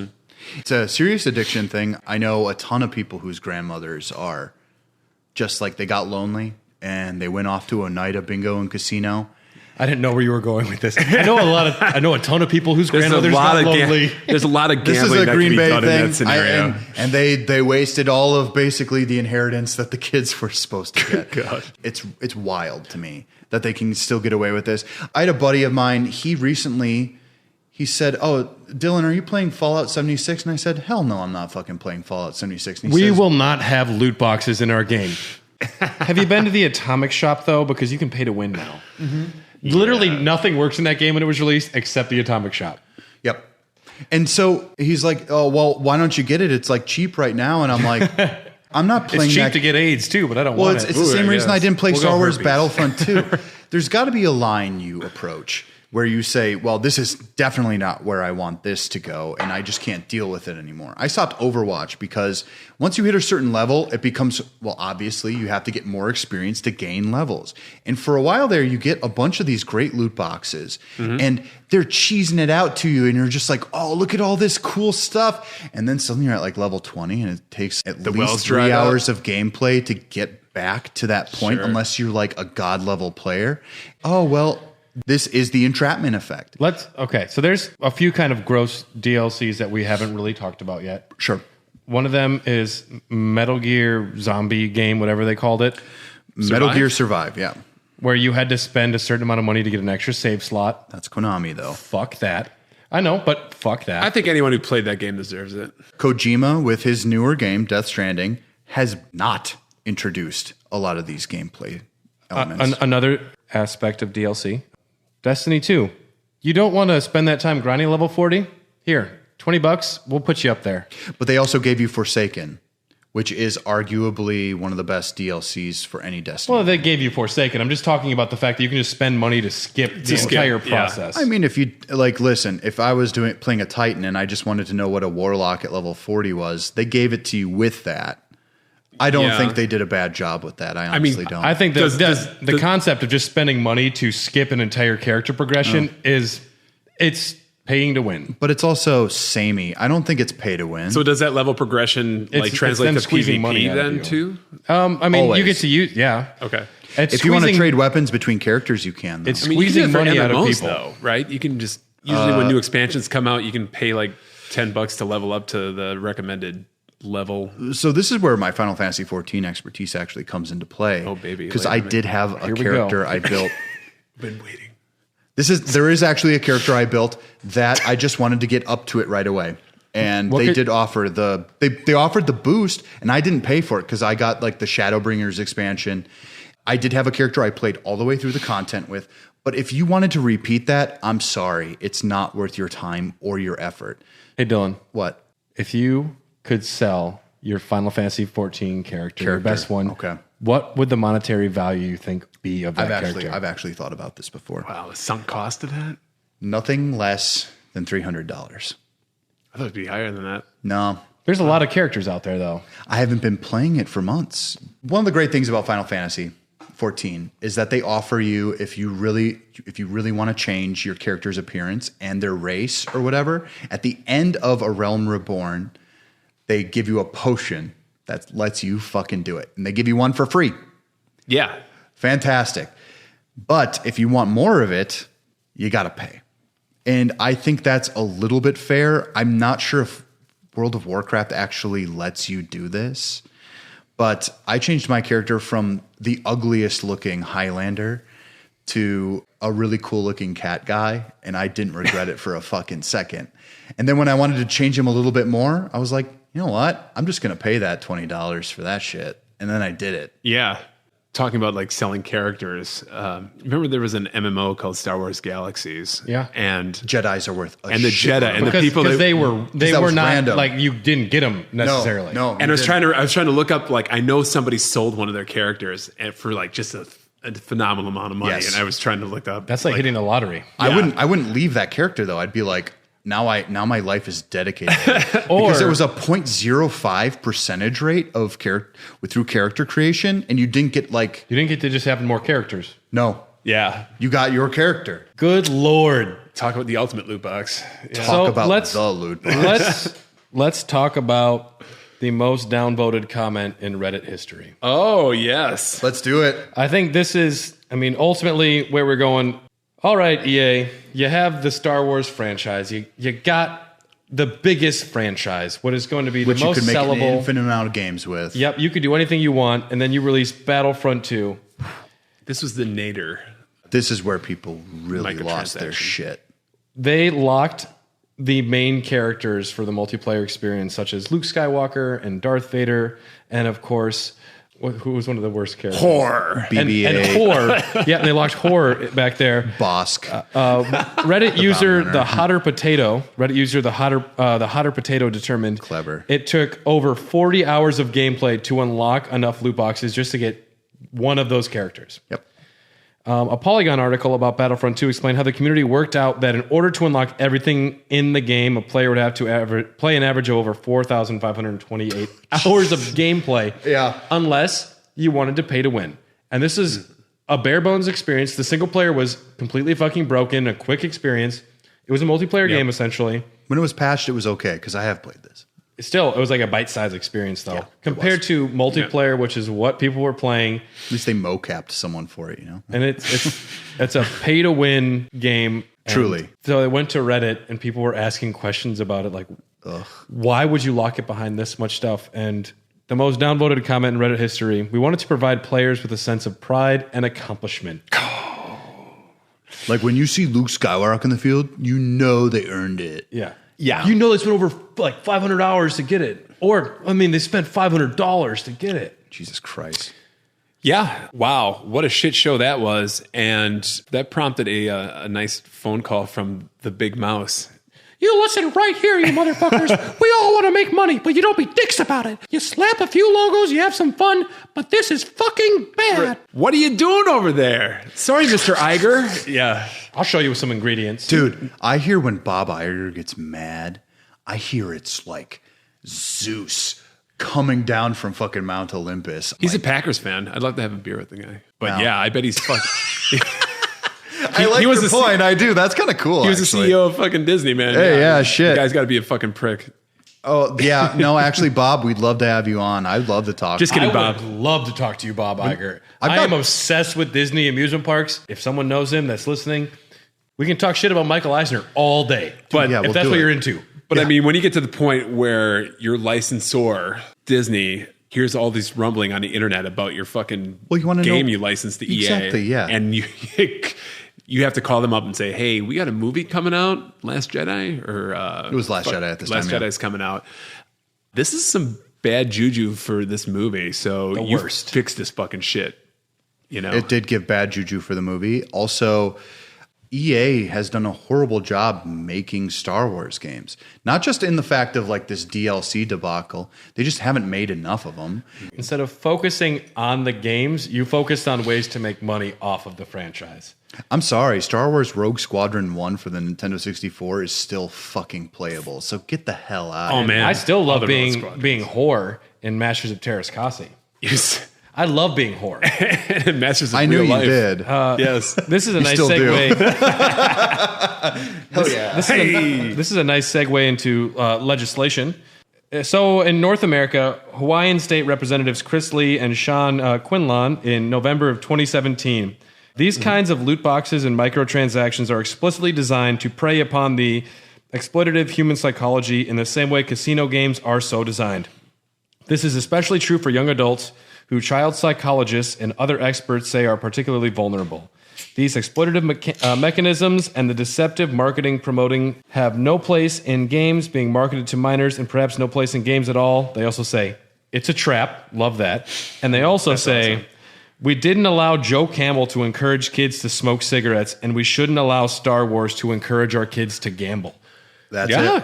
Pay attention here, that's it. Bob Iger, because you have like state senators and representatives saying, comparing you to cigarettes with Star Wars. Yeah. Now that is some like big stuff happening. Here's the separation, though.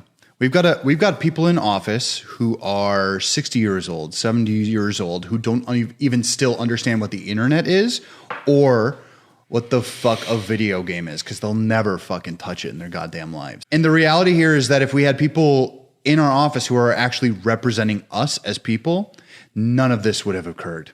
None of it would have occurred. There would have been legislation passed within probably a month. It's surprising, though, because, I mean, North America, we've been very ineffective at passing any sort of legislation, but also UK, France, Germany, and Poland have all determined they're not doing anything inherently wrong. Everything's properly labeled. And if the kids are having access to their parents' cards, the That's companies, on the parents, it's not, they're not doing anything inherently wrong. Whereas you have like China, South Korea.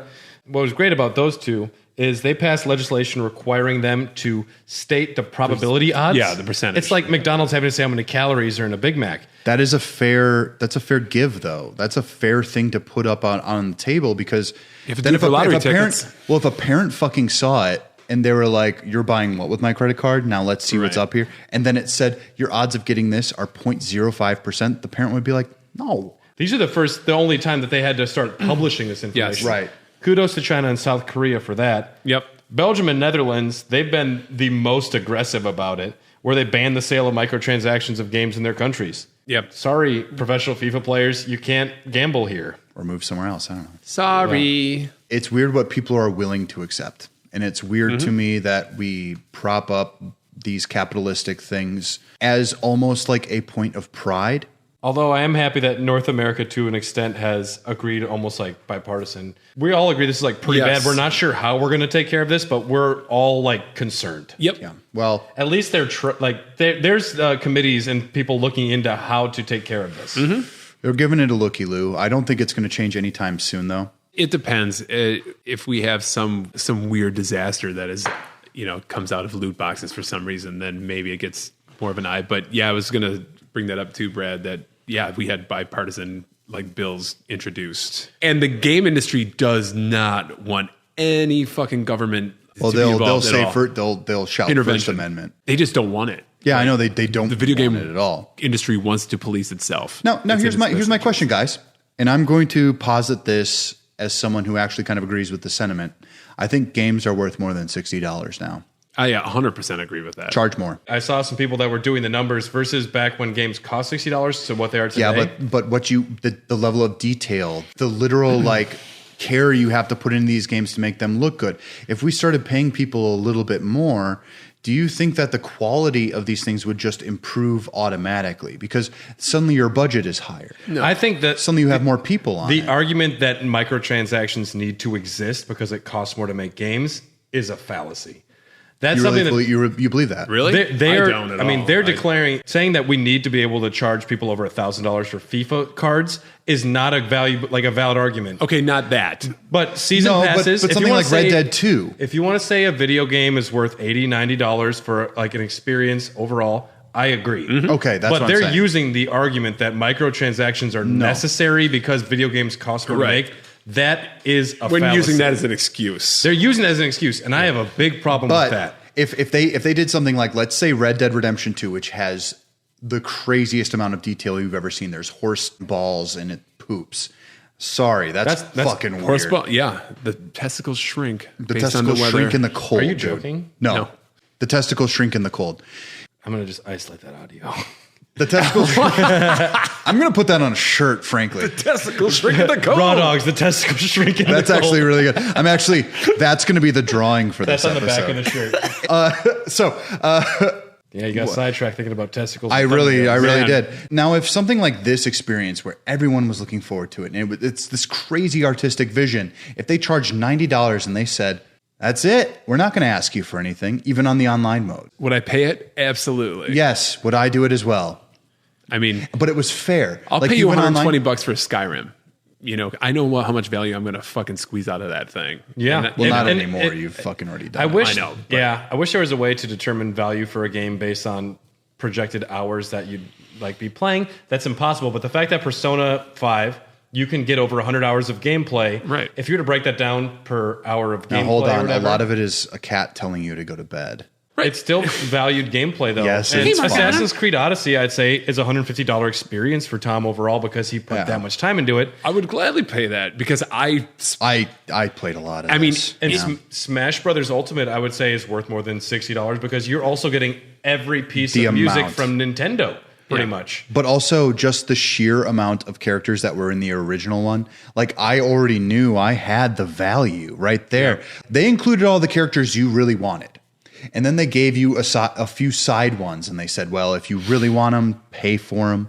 You can buy them in these character packs. I think that's more innocent, though, because we know Sakurai literally worked 100 hours a day for all of the development, and then he's making this extra stuff afterwards. It's been 15 years since we had the last uptick of price from $50 to $60 as the standardized price games. Yes.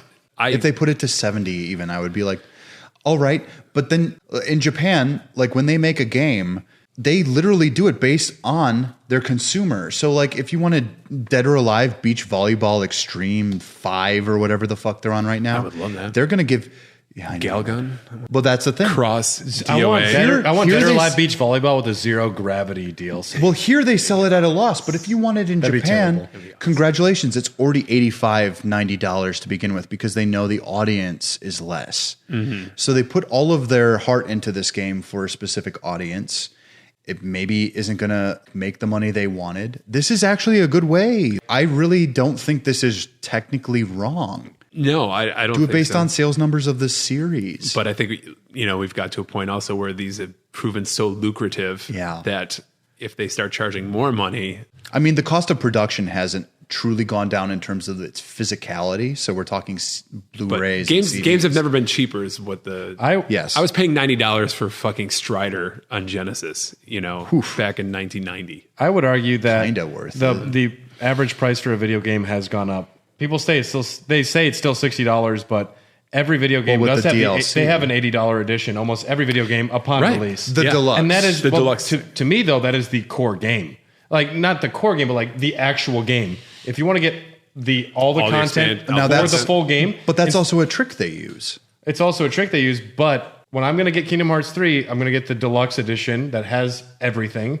When a game comes out, if there is the $60 versus the $70, the $80, if you really want to get everything that the game has, you're going to get the bigger one. Okay, so if you're into that game. But my argument might also be is that some of these deluxe editions, they're not giving you really anything extra, but they'll still charge you an extra $10. Oh, for your figurine of bucks. Connor. No. If you get the Target version, you get this sword. If you get the Walmart version, you get that sword. Oh yeah, disgusting. Exclusive variants for different stores. Walmart exclusive Red Dead Redemption 1 like fucking missions and shit. Oh, I have them all. That's gross in my opinion. I don't know where at this point I would actually say like you can't do this, but you have to do that. All right. In an ideal world, how would you have loot boxes or surprise mechanics exist? Should they exist? What would you gut them completely? I think they're acceptable as long as you don't have to pay for them. I agree there. No, I'm talking if, like in Overwatch. In Overwatch, when you reach another level, there's a point in which they just give you a loot box, and you can do that. Mm-hmm. That's a type of gambling in a game that already pre-exists. Also, you shouldn't be getting pay-to-win content though. Purely cosmetic. No. Cosmetic. Well, in Overwatch, Overwatch, it truly was cosmetic. I want to start a game, and if I'm as good as other people, be able to play with them. Yes. I don't want to have to grind and spend time in order to unlock a certain gun or a certain perk. It should not affect your ability to win at that game. I'll say that a grind is okay. As long as, like with Destiny, one of the things is you can bring in the rare guns that you had into PvP matches. And I still think that you can win with some of those early on assault rifles because it scales. Yeah, but if you're going into a guy who has like the most baller ass exotic shotgun, which was me. Yes. Yeah, up to a point. It's not fair with certain exotics for primary weapons where they have just an obvious benefit. Honestly, though, when I was really bad at the game and I was low level, there was a part of me that liked the aspect of that. I don't know if it was like I wanted to strive for something or I wanted to get better. And Destiny's maybe not the right example because that's not a loot box mechanic. No, it's not. That is a random drop that you get through single player. But yeah, I mean, it shows how much time you actually spent with the game. What do you think, Tom? What do I think? I agree with you that cosmetics, as long as a loot box just provides cosmetic. I kind of disagree with that, though. Why not charge a flat rate for a skin? $1. That's fine, too. I'm down with that. I would prefer that more. Like, from a microtransaction level, if people know what they're fucking buying, there is no problem.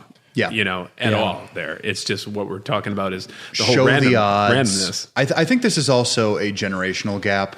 If you're really going to break it down, a lot of it is just parents don't understand. Yes, I know. I knew what you were going to say. I think at that point, it's really just like, well, what do these V-Bucks mean to you? And the kid's like, blah, blah, blah. Kids don't know what anything is worth. They really just fucking don't. And that's my problem is like Fortnite is primarily played by children. The only reason I lose at a game is because somebody's parent has more money than, I do. That's... Yeah. And I will say, I don't care if you dress like Bart Simpson. Yeah. Fuck yeah. As long as I'm as good gameplay-wise, I think games need to be balanced in that way, but keep them out of single player. Don't try and force monetization into single-player experiences. Yeah. Mm-hmm. And if you're making a Star Wars game, just appreciate that there's a certain sanctity that people have for that franchise. Now, sorry, the last 3 movies have proven that they don't care about storytelling, I've watched a million YouTube videos to disagree with that. Mm. I like The Rise of Skywalker. It was gloriously stupid. It was I thought The Last Jedi was pretty okay.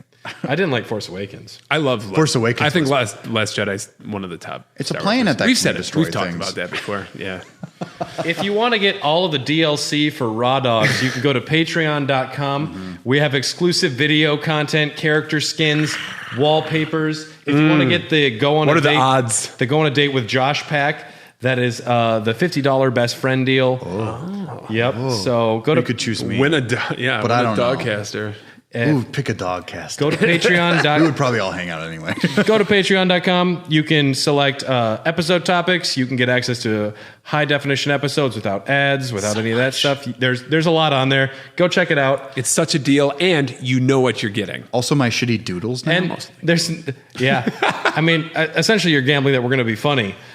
And we gamble every time we hit record. Well, I'm going to be doing a drawing a day for this fucking thing. So I'd say we won it. Get onto tonight, Patreon. Kids. Tom, where can they find us? You can find us at Hot Dogcast on the Twitters. You can email us hairofthedogcast@gmail.com. We are on Instagram. Yes, we are on Instagram. We are so taking over Instagram somehow. You have no idea. Go to our Instagram. Influencers now. Dylan, are we a member of a podcast network? Yes, we are. The Greenlit Podcasting Network. You can find a bunch of great different podcasts to find on here. It's pretty entertaining. I've listened to quite a few of them. It really just extends further than video games. Don't forget to check out all of the other amazing content that Hair of the Dogcast puts out. We have The Trube, which is a beer review, and also whatever else Josh has been thinking about. There's a really great Last Dance review from that Michael Jordan documentary. Go check that out on YouTube. Gift Horse is a bi-weekly YouTube show where I personally, Loaf of White Brad, I review the PS Plus and Xbox Gold games, as well as Switch and 360 stuff that comes out, pre-console games. And you know what? It's pretty good sometimes. That last one really has a fondness for Steve Urkel. Yeah, if you like Family Matters, check out episode 3 for sure. And if you want to see some of Dylan's hand-drawn artwork, check us out on Instagram. We'll be posting some stuff there. Don't judge me too harshly. A lot of it's Shuffly. Shuffly's going up, man. Shuffly's going up. Shuffly I'm kind of proud of because he looks so sad. Yeah. Well, check out our last episode of the Dogcast to get the backstory on Shuffly, the man who hides all the food in the walls of Castlevania. He's a sad man. The next episode of Raw Dogs will be out in 2 weeks, of course. It's going to be 1997, the year in review. What games came out for what systems, the big news stories, and it'll be a fun retrospective look at where we all were in 1997. Well, if you're looking forward to checking our Patreon, we're going to be having an exclusive Mortal Kombat episode up there soon. So check that out if you want to know Dylan and our thoughts on I can't Turns wait. out Nightwolf is my favorite. We're going to talk about the best, the worst, and the why Mortal Kombat characters. And we're going to also reach out to Pacina and Marquez and say what's up because I just miss those guys. Yeah. Me too. Thanks a lot for tuning in, everyone. We've been the Raw Dogs. I'm Dylan. I'm Tom. And I'm the Fart. We're the fuck. Now he's the fart. I'm the fart. Oh, here's my chance to fucking take. Thanks for tuning in, everyone. We've been the Raw Dogs. We love you so much. All right, stay away from the blue boxes.